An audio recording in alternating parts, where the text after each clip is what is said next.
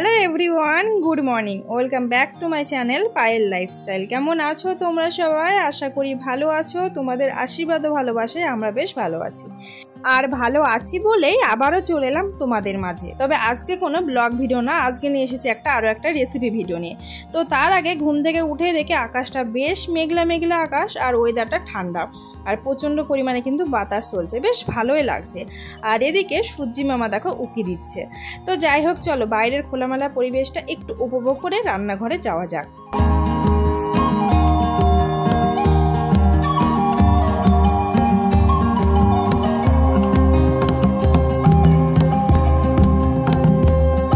যেহেতু বাইরের ওয়েদারটা ঠান্ডা ঠান্ডা রয়েছে, তাই বাবু আজকে চিকেন নিয়ে এসেছে। আর অনেকটা পরিমাণে কিন্তু এখানে চিকেন রয়েছে, প্রায় 1 কিলো।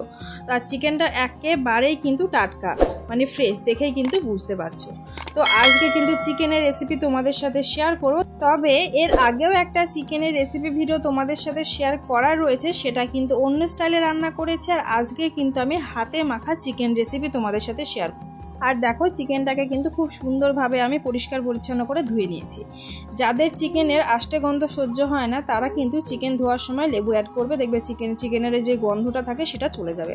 তো এরপরে কি কি মশলা লাগবে সেগুলো তোমাদেরকে দেখিয়ে দিই। এখানে আমি 2টো বড় সাইজের রসুন ছাড়িয়ে নিয়েছি, পরিমাণ মতো আদা নিয়েছি, আর একটা টমেটো নিয়েছি, আর 2টো পেঁয়াজ দেখো গোটা রেখে দিয়েছি, গ্রেডারের সাহায্যে কিন্তু গ্রেড করে নেব। আর 2টো পেঁয়াজ কিন্তু কুচি করে নিয়েছি। তো যেহেতু 1 কিলো ওয়েটের চিকেন রয়েছে, সেখানে ছোট বা মিডিয়াম সাইজের পেঁয়াজ হলে কিন্তু 4টে পেঁয়াজ নিই, আর মোটা বা বড় পেঁয়াজ হলে কিন্তু 3টে নিই। আর এখানে কিন্তু আমি কাঁচা লঙ্কার মধ্যে যে লাল লঙ্কাগুলো থাকে সেই লঙ্কাগুলো কিন্তু নিয়েছি। তো এই সমস্ত মশলার মধ্যে কিন্তু আদা, রসুন আর লঙ্কা, এই 3টাকে কিন্তু আমি পেস্ট করব। আর পেঁয়াজটাকে গ্রেডারের সাহায্যে গ্রেড করে নিয়ে চলে আসছি তোমাদের সামনে।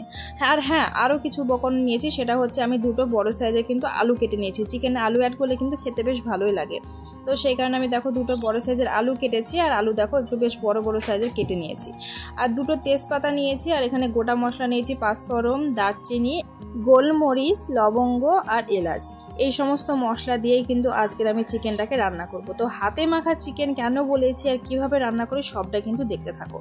তো চিকেনের উপরে দেখো আলুগুলো দিয়ে দিচ্ছি। আলুগুলো কিন্তু আগে থেকে ধুয়ে রেখেছিলাম, আর গ্রেডারের সাথে গ্রেড করে নিয়েছি পেঁয়াজটাকে। তো পেঁয়াজটাকে দেখো দিয়ে দিলাম, আর এখানে আদা দিয়ে দিচ্ছি।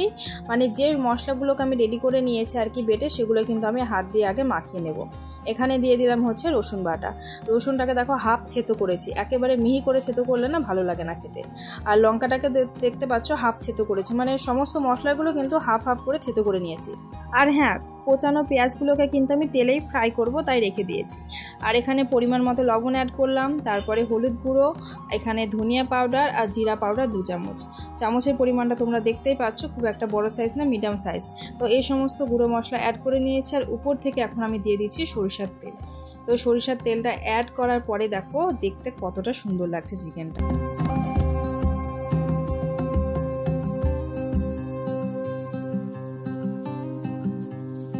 চিকেনের মধ্যে সমস্ত মশলা অ্যাড করা হয়ে গেছে। এবার আমি চিকেনটাকে হাতের সাহায্যে সুন্দরভাবে দেখো মেখে নেব। আর সমস্ত মশলা কিন্তু চিকেনের মধ্যে ভালোভাবে মিক্স করে করে মিশিয়ে নিচ্ছি। তোমাদের কাছে যদি হ্যান্ড গ্লাভস থাকে তাহলে সেটা পরে কিন্তু চিকেনটাকে সুন্দরভাবে মিশিয়ে নেবে, তাহলে হাতটা কিন্তু জ্বালা করবে না। আর আমার একটু অভ্যাস আছে বলতে গেলে, তাছাড়া আমি সঙ্গে সঙ্গে কিন্তু হাতটা হ্যান্ড ওয়াশ দিয়ে ধুয়ে নেব, তো সাথে সাথে কিন্তু জ্বলবে না। আর অবশ্যই হাতে কিন্তু সরিষার তেল মাখিয়ে কিন্তু চিকেনটা ম্যারিনেশন করবে, তাহলে কিন্তু জ্বালা করবে না। তো এরই মধ্যে দেখো চিকেনটাকে সুন্দরভাবে দেখো হাতের সাহায্যে এইভাবে মেখে নিলাম। তো চিকেনটাকে মেখে নেওয়ার পরে মোটামুটি আধ ঘন্টা সময় নিয়ে আমি থালা দিয়ে ঢেকে রাখবো। এতে কি হবে, চিকেনটা খুব সুন্দরভাবে কিন্তু ম্যারিনেট হবে, আর সমস্ত মশলা কিন্তু চিকেনের মধ্যে চলে যাবে, খেতে কিন্তু ভীষণই সুস্বাদু হবে। চলে এলাম আধ ঘন্টা পর। গ্যাসের ওভেনটা দেখো অন করে নিয়েছি। তো কড়াই বসিয়ে দিলাম। তো কড়াই গরম হয়ে এসেছে, আর আমি কিন্তু চিকেনের জন্য সর্ষের তেলটা দিয়ে দিচ্ছি। আর আমি কিন্তু চিকেনটা সর্ষের তেলে রান্না করব।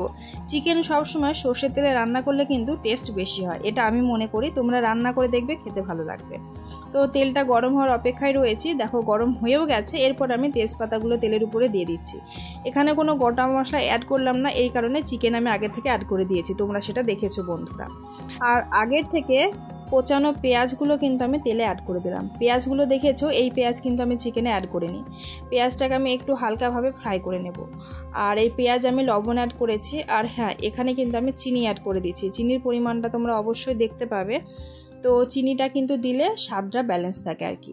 তো পেঁয়াজটাকে আমি খুব বেশিভাবে ফ্রাই করব না, একদম মানে হালকাভাবে ফ্রাই করব, যেহেতু চিকেনটা আমি একেবারে ম্যারিনেট করে নিয়েছি আর চিকেনটা কিন্তু ডাইরেক্ট মশলা দিয়ে আমি এখানে কষিয়ে নেব, আর তার সাথে কিন্তু এই পেঁয়াজটাও কিন্তু কষানো হয়ে যাবে। সেই কারণে পেঁয়াজটাকে কিন্তু খুব একটা বেশি আমি ফ্রাই করব না।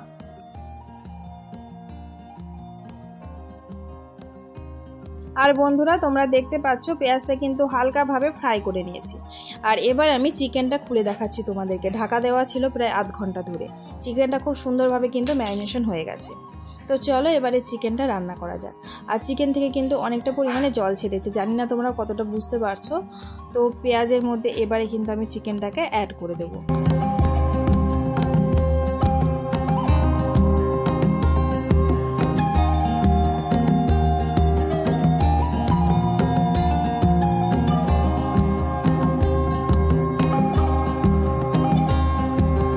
কড়াইতে চিকেন দিয়ে দিয়েছি, এবারে খুব সুন্দরভাবে নেড়ে চেড়ে নিচ্ছি।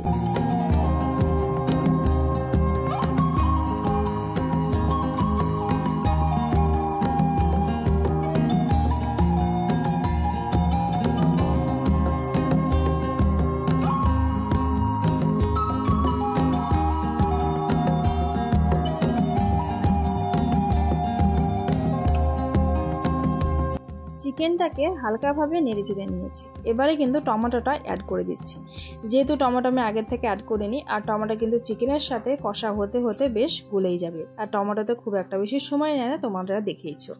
তো চলো এবারে চিকেনটাকে আরও একবার নেড়ে চেড়ে নিয়ে কিন্তু আমি ঢাকা দিয়ে দেবো।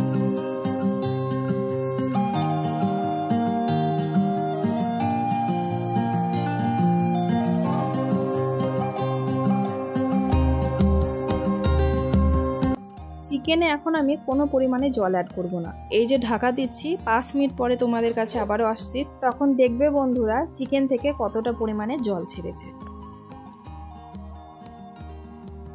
চলে এলাম প্রায় 5 মিনিট পর। তো দেখতেই পাচ্ছ চিকেন থেকে কিন্তু অনেকটা পরিমাণে জল ছেড়েছে। আর চিকেনে কিন্তু আমি এখন কোনো পরিমাণে জল অ্যাড করব না। এই চিকেন থেকে কিন্তু আরও পরিমাণে জল ছাড়বে, সেটা তোমরা আস্তে আস্তে দেখতে পাবে। আর এইভাবে কিন্তু চিকেনটাকে আমি কষিয়ে কষিয়ে রান্না করব।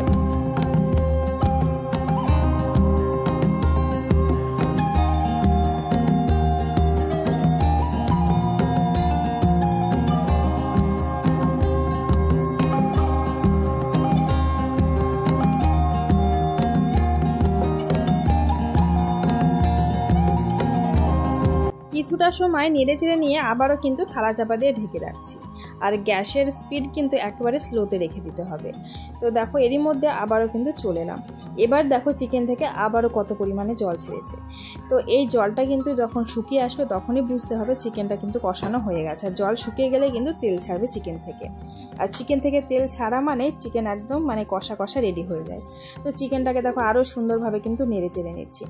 এবারে আর চিকেনটাকে ঢেকে দেবো না, এইভাবে কিন্তু আমি নেড়ে চেড়ে কষিয়ে কষিয়ে রান্না করে নেব।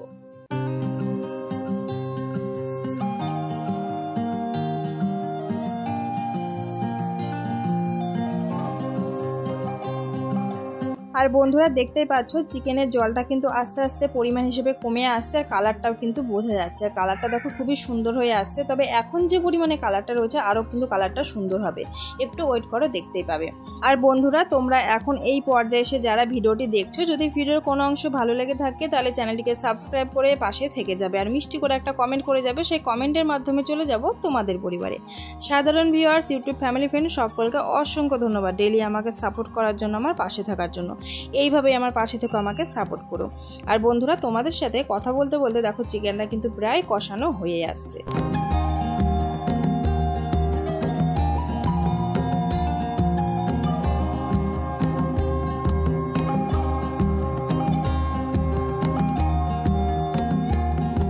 বন্ধুরা চলে এলাম বেশ কিছু সময় পর। চিকেনটা একেবারেই কিন্তু কষানো কমপ্লিট হয়ে গেছে। চিকেনের মশলা দেখো মানে কষানো হয়ে গেছে, তেল ছেড়ে দিয়েছে চিকেন থেকে। আর তেল ছেড়ে দেওয়া মানে কিন্তু চিকেন কষানো কমপ্লিট।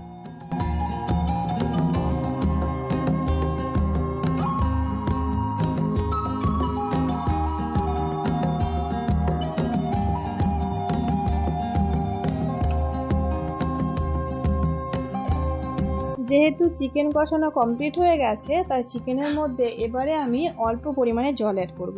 আগের থেকে মশলার কিছুটা জল বেঁচেছিল, সেই জলটাই দেখো আমি চিকেনে অ্যাড করে দিচ্ছি। বেশি পরিমাণে জল দেবো না, অল্প জলেই কিন্তু আমি চিকেনটা রান্না করব, মানে চিকেনটা আর কি গ্রেভি করে রাখবো।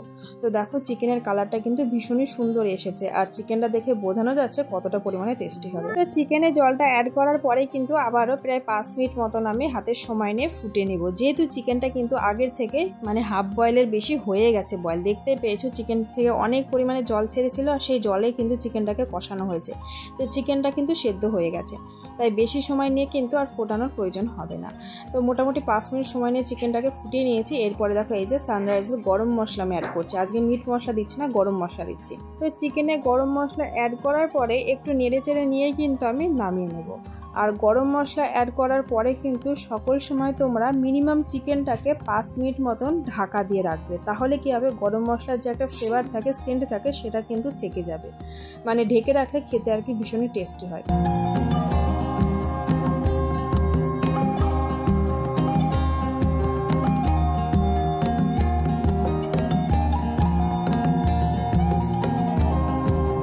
তো চিকেন রান্না কমপ্লিট, একেবারেই কিন্তু নামিয়ে নিয়েছি।